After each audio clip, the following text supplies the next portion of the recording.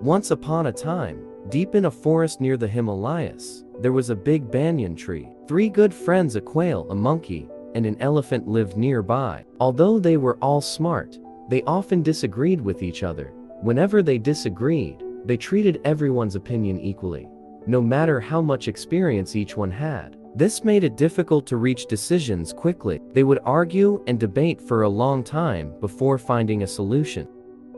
One day, they realized that they could avoid these long disagreements if they listened to the one with the most experience first. They agreed that the opinion of the oldest and most experienced among them should be considered first, and only if it was wrong would they consider the others. But there was a problem: they didn't know who was the oldest. Since they never paid attention to age, they had no idea how old each of them was. While resting under the banyan tree, the monkey and the quail decided to ask the elephant, "Elephant, as far back as you can remember, how big was this banyan tree?" The elephant replied, "I remember when I was just a baby, I used to scratch my belly by rubbing it against the small tender shoots on top of this banyan tree."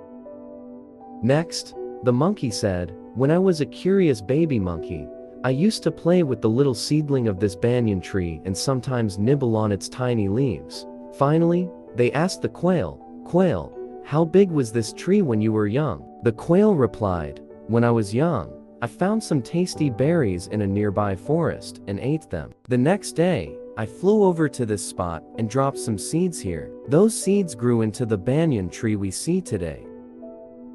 The monkey and the elephant were amazed. "Wow, quail, you must be the oldest. You deserve our respect. From now on, we'll listen to your advice when we have disagreements." The quail, who was very wise, thanked them and promised to always give the best advice. The quail was actually the bodhisattva, the enlightened being.